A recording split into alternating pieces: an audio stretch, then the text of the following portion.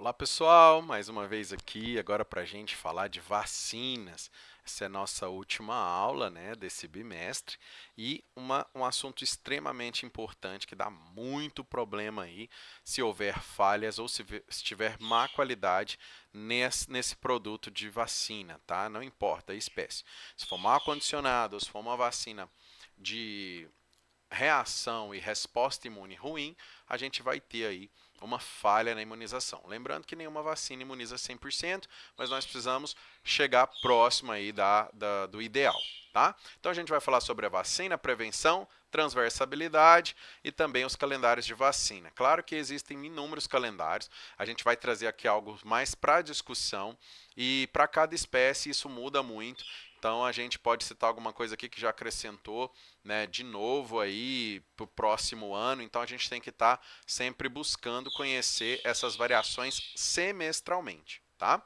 Então, que tipo de vacina nós temos? Primeiro, nós temos a imunidade passiva, né, que é a primeira vacina, que é a imunidade colostral, é a vacina que vem dos anticorpos da mãe que passa para o feto. E depois nós temos a vacina que a gente aplica ou parte de um antígeno, ou um antígeno atenuado ou morto, né? Atenuado quando ele não tem capacidade de gerar uma doença, mas tem capacidade de gerar uma resposta imune.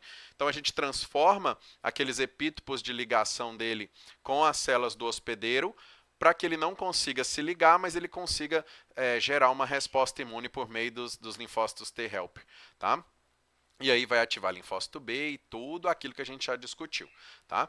Então essa imunidade passiva que vem, né, da mãe vai proteger aí esses fetos por protegê-los de doenças muito graves. A gente cita aqui o Clostridium tetani, perfringens, mas a gente também fala do botulismo, né, que é o Clostridium botulino, a Escherichia coli, a salmonella, o estáfilo, o estrepto. Só que o que acontece? Se eu não tiver um ambiente muito controlado, né, e também estabelecer um calendário de vacina em ambientes de muito desafio microbiológico, esses animais vão sofrer com essas doenças e morrem muito. Vocês já podem ouvir falar, não vacinou contra carbúnculo, não vacinou contra manqueira, né, que são as clostridioses, aí começa a bicho morrer, com paralisia flácida, que geralmente é pelo botulismo, ou a paralisia rígida, que é o tétano, tá? Então, o que seria essa imunização ativa? Essa imunidade, essa vacina que a gente aplica e é capaz de gerar uma resposta para a produção específica de anticorpos, que agora nós estamos falando de imunidade adaptativa, e também gerar memória. Tá? Células de memória, que no momento que esse animal encontrar em contato com esse antígeno novamente, ele consiga formar esses anticorpos, essas ferramentas de destruição, rapidamente e imediata. Tá? E a gente precisa ter uma vacina que seja de menor custo, né? E que a gente consiga aplicá-la de forma tranquila também. Então aqui eu tenho os exemplos, né? De vacinas vivas e de vacinas inativadas. Então, as vacinas vivas, elas têm uma capacidade de resposta muito maior, então a gente vai ter que aplicar menos doses, não necessita tanto de alguns outros elementos associados para gerar essa resposta imune, tem menor chance de hipersensibilidade, são mais baratas, né, porque passam por menos processos para torná-la viável, né, transformando epítopos, etc., né? E claro que isso vai ocorrer, mas em menor processo e menor custo, né? Claro que ela não pode ir com epítopo igual o do hospedeiro, que senão vai causar doença, tá? Então a gente consegue também administrar, né, por vias que seja ou inalação, olho, ou até mesmo depois intramuscular e etc. E claro que essa vacina viva vai ter aí um estímulo da resposta imune humoral e também mediada por célula, né? Então estimula tudo. As inativadas, né? Elas são mais estáveis para o armazenamento, é mais fácil a gente transportar de um lugar para o outro, refrigerar, tá? E ela não causa doença de forma alguma e não se replica no receptor de forma alguma, tá? Então é um vírus vivo, uma bactéria, ou um vírus morto, uma bactéria morta, né? Ou fragmentos desse vírus, ou fragmentos dessa bactéria que não tem capacidade de gerar a doença, mas tem capacidade de gerar uma resposta imune, tá? E aí não vai ter contaminação para outros animais e também aí não tem risco aí de reversão, né, de virulência, que às vezes você põe uma vacina viva, aí de repente ela consegue criar aquele epítopo de ligação e causar a doença no animal. Então, a vacina atenuada ou inativada não tem esse risco, né? Na verdade, a inativada, né? Que é o vírus, bactérias mortos. Outra coisa, né? Essa transversabilidade aqui. O que que é isso? Esses anticorpos que vêm da mãe, né? Eles têm que ter essa capacidade de proteger, né? E claro que até o momento de iniciar a vacina, tem vacinas que a gente inicia com 2 meses, tem vacinas que a gente inicia com 4 meses de idade, aí faz um reforço com 15 ou 30 dias, né? Então ela tem que ser capaz de proteger esse neonato até esse momento da primeira vacina, tá? Então essa imunização ativa ela vai iniciar quando realmente essa imunidade passiva já estiver diminuindo. Então qual que é a importância das vacinas? É prevenção mesmo.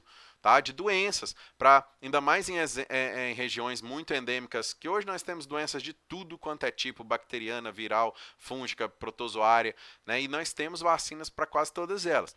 Agora, existem aí estratégias de vacina. Algumas a gente concorda, outras a gente não concorda. Tá? Então, só para vocês terem ideia, a febre aftosa já está sendo aí liberada em alguns estados que estão sendo considerados livres da doença, então eles estão retirando a vacina. Então isso é um problema. Se a gente não preparar nossas fronteiras e vigiar nossas fronteiras, entrada e saída de gado de forma indiscriminada e evitar que essa doença volte e gere novo surto. Então isso aí é para a gente abrir mesmo, ficar de orelha em pé. Aqui na nossa região até já estão eliminando a obrigatoriedade da raiva. Nós não estamos numa região endêmica, mas a gente sabe que a contaminação pode vir de outras cidades com um bicho contaminado. Então nós temos que tomar muito cuidado quanto a isso. E se a gente falhar ou na armazenagem dessa vacina ou na administração, a gente vai ter problema, tá? Então, o que, que acontece quando a administração é feita de forma incorreta, tá? Você pode errar a via, né, que vai dar um problema, pode dar uma hipersensibilidade. Você pode também degradar essa vacina viva e ela não ter efeito nenhum, tá? E às vezes você está colocando ali para alguns animais que já têm uma proteção e não vai ter tanto efeito assim para eles, no caso, né? Agora, se você fizer tudo correto, o que, que você vai gerar? Uma imunidade legal, o animal não tem problema nenhum com ela, vai gerar memória, vai gerar anticorpo, vai gerar resposta imune específica. Tá? Agora, por que, que alguns animais não respondem à vacinação? Podem ser animais que já estão doentes, tá? Pode animais que estão em situações muito precárias de nutrição. Animal desnutrido não responde à vacina. Vocês viram tanto de proteína que a gente precisa, de minerais, de vitaminas. Se a gente não tiver com essa nutrição adequada, não tem imunidade sendo gerada. Tá? Então anote isso daí para a vida. Se eu quero um animal imunologicamente ativo e maduro, eu preciso de um animal maduro também nutricionalmente, ok? Outros erros que a gente pode ter é de fabricação, tá? Ou também de transporte, que vai comprometer a qualidade, a virulência dessa vacina e ela pode não ter resposta nenhuma, não pode gerar resposta nenhuma, tá? E aí você vai ter um animal doente, ou se ele já tiver imunossuprimido também, né? Não vai ter reação nenhuma, não vai ser capaz de gerar uma resposta imunológica. Mas, naturalmente, o que, que essas vacinas podem fazer? Gerar uma reação inflamatória grande, gerar febre, né? Inflamação e dor local. Tá? Agora, algumas respostas que a gente não espera, mas que podem acontecer. No caso, as hipersensibilidades, do tipo 1 ao tipo 4. Né? Gerar espirros, edema, choque anafilático, até granulomas. Isso pode acontecer. Mas também pode acontecer de ocorrer acúmulos de antígeno anticorpo e causar lesão renal lá nos néfrons, né? E também uma encefalite, que é lá no sistema nervoso. Além de causar aqueles fibrosarcomas, né? Que são aí da reação da hipersensibilidade do tipo 4.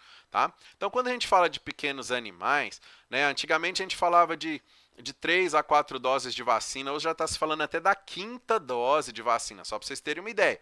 Então, a gente vacinava antigamente 45 dias e até os 96 dias. Agora, a gente está vacinando com 30 dias, 45, depois 66, 87, né? Depois nós fazemos com 107, aí mais uma dose aí antirrábica por final. Então, pode fazer isso a cada 21 dias, que é o tempo de cada vacina. Para que a gente está vacinando aqui? estamos vacinando, fazendo o calendário inicial de filhotes e aí anualmente para o animal adulto, contra parvovirose, sinomose, mas tem várias vacinas hoje, né, além da parvovirose, sinomose e raiva. Tem para giardia, né, tem para tosse dos canis e vai indo, né? São várias enfermidades aí. Então olha só aqui, ó. Para esses animais, além da sinomose, nós temos adenovírus, também tem a leptospirose, a gente já tinha falado da parvo, né? A leptospirose que é uma bactéria, geralmente a gente vacina a cada 6 meses, tá? O complexo respiratório infeccioso canino, a tosse dos canis, a leishmaniose também. Então já tem vacina para tudo isso. Então tem que incluir. Verifique o ambiente que você está, a região endêmica para essas doenças e atualize o seu calendário de acordo com a necessidade. Em contrapartida, para os felinos, olha só, nós temos a parvovirose felina, o herpes vírus felino tipo 1, tá? Que é grave também, o cálice vírus, a clamídia. Clamídia ela dá em todos os animais, tá? Em alguns animais ela vai dar lesão respiratória, em outros animais ela vai dar lesão ocular, pode gerar cegueira, mas pode gerar também pneumonia, tá? Então pode haver essa infecção cruzada e é zoonose, tá? Entre aves, felinos e mamíferos, né, carnívoros e a gente. Então tomem cuidado. Então nós temos a FeLV, né, que é o vírus da leucemia felina. Nós temos aí o vírus da imunodeficiência felina, que é o vírus seria o HIV dos felinos, que é a FIV, e a peritonite infecciosa felina, que é a PIF. E claro, nós vamos fazer contra a raiva também, tá? Então, geralmente, a gente começa a vacina de gatos com 60 dias, depois faz alguns dois reforços apenas, tá? Mas essas outras doses, né, vocês têm que ficar atentos, fazê-las anualmente para evitar contaminação e prejuízo. Agora, os bovinos, a gente tem uma imensidão aí de patógenos, né? E a gente precisa saber também como fazer essa vacina. Geralmente, a gente faz na prega do pescoço ali, né, ou da escápula, só de forma subcutânea, né? Então, tem algumas vacinas mais oleosas, como da aftosa, como da raiva, que pode gerar uma reação inflamatória muito maior, gerar abscesso e gerar perda dessa vacina. Se eu quero fazer uma vacina normal, convencional, não é aplicação de medicamento, eu vou usar em torno aí de 25 graus a 35 graus a angulação, para não pegar a musculatura, tá? Então é nessa agulhinha azul. Se eu quero uma vacina, uma aplicação de medicamento intramuscular, aí eu uso angulação de 90 graus, tá? Então, lembrem-se disso, não usar a angulação de 90 graus para fazer vacina, que você pode errar a via, pode pegar músculo, e aí pode gerar abscesso, pode gerar necrose de músculo, e aí o problema está instalado. E se for um animal muito caro, se for um animal de pista, se for um animal aí de alto valor zootécnico, esteticamente vai ficar feio e o proprietário vai comer seu fígado. Tá? Então a gente tem as principais doenças, né, como febre aftosa, brucelose, raiva, mas nós temos aí também as vacinas contra os clostrídeos, né, contra os coccídeos, contra a salmonela, contra Escherichia coli, até as tricomonas, IBR, BVD, além das vermifugações que a gente precisa fazer. Tá? Então tomem nota dessas doenças, façam a contenção ideal do animal, usem luvas, não deixem perfurar o dedo de vocês essas vacinas, essas agulhas, porque é atenuado para o bicho, mas para a gente não. Ele pode causar problema para você, tá?